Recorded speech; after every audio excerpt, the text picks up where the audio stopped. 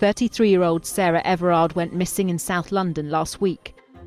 This definitely is a missing persons investigation at the moment.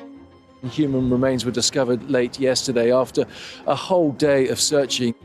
I can now confirm that it is the body of Sarah Everard. Metropolitan Police officer will appear in court today, charged with the kidnap and murder of Sarah Everard. Do your fucking job and protect us! We're just people at the end of the day. I think that's what people forget. The vigil was cancelled, and throughout the afternoon it became clear that there were going to be large numbers of people here.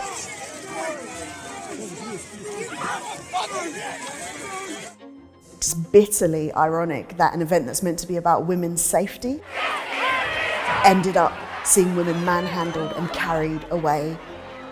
Clearly there was a change of mood, change of demeanour. It had gone, in my view, beyond the vigil. I think the police created the situation. I think they poured gasoline on the situation and lit the match.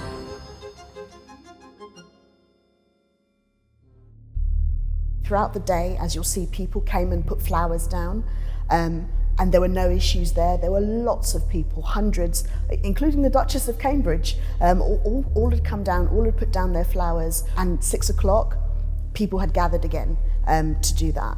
And that was what had originally been organised, that would have had proper leadership. Now when 6 o'clock hit, one of the local councillors got up, led a moment of silence, and then asked everybody to disperse. Thank you for coming this evening. We do all need to disperse, obviously peacefully and everything else, but thank you all very much for joining us. But people were expecting a vigil. Nobody here is socially distanced. We're in the middle of a pandemic, and we're asking people to go home.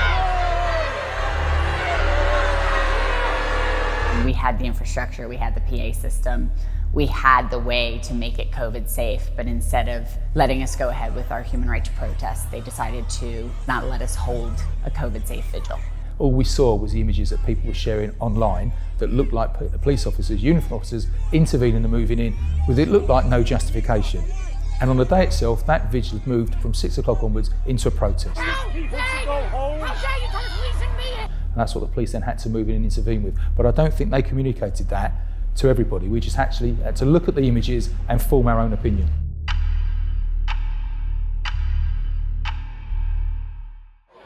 As the sun went down, people held up their flashlights, because that's what we were all meant to be doing at the time, holding up a light, holding up a candle to remember Sarah Everard and all of the other women that had lost their lives to violence. I think it was clear it wasn't COVID safe, but it was allowed to go ahead because of the reasons it was being held, the vigil itself. At the point in time of the clip, it had gone, in my view, beyond the vigil. You saw placards there with ACAB, stands for All Coppers Are the B word. So it was no longer a vigil. That feels like tons of observers. That feels like tons of people holding up their phone to document what was happening. That all looks very, very civilized, given the circumstances of what had happened and the way the police were treating us and the women that were there. Well, the crowd did not start making loud noises until the police charged through.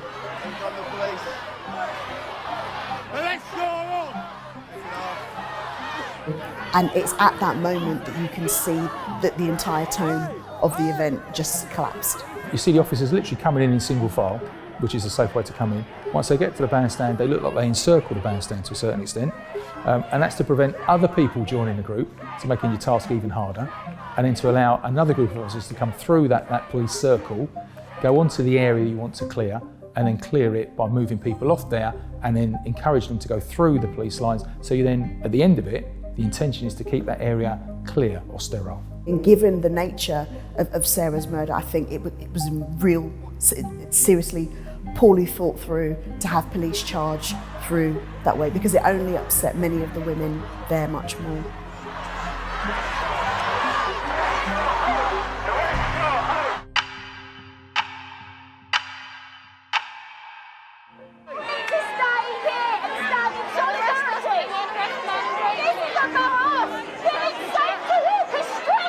You hear people shouting, this is for Sarah. So you hear people shouting really a lot of anti-police sentiment, unfortunately.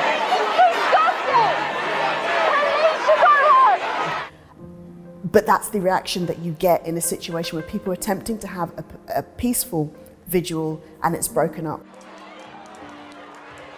It's not excessive, it is justified. Yeah, there was one officer, literally you could see, almost like keep leaning in and backing off, leaning in. He would have been advising, warning, persuading the people that they had to leave. If someone then doesn't do what they're being asked, told to do, instructed to do, the only option you've got left is to literally take hold of them, either drag them off, pull them off, or carry them off. There would not be a conscious decision to put male officers in there to remove female protesters. It would have just been police officers. From the officer in charge of that unit, they would just put their officers in, and whoever's next to those individuals would take hold and move them away. It could just as easily have been female officers. Officer, kill! And I'm ashamed of that. And eventually one of the young women that we saw being carried away, that very iconic photo of her being slammed to the floor, and you know, with her mask on at this apparently not COVID safe event, and being carried away by the police. And you see them handling women half their size and carrying them away at an event about violence against women. This whole thing was just an exercise in shutting us down and shutting up women. By the end, it was clear to see that people were quite angry with the police, and so there was no surprise that a group of protesters was still following them.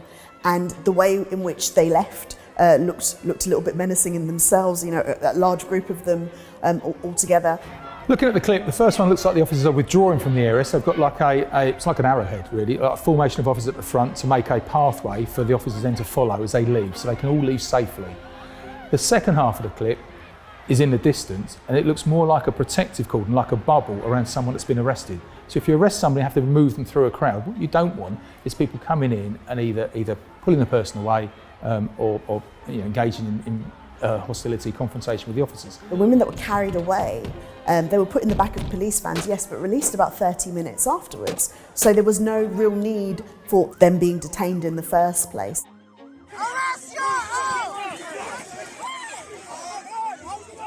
I think it was unavoidable because there were clearly a group there that wanted confrontation, that was seeking disorder. If there's no police there, you're putting other people at risk, putting the public at risk. And once you intervene, if people are then unwilling to comply, to leave peacefully, then you're going to get some confrontation. Yeah, manhandling women at a protest about a police who killed a woman, they couldn't have done it worse.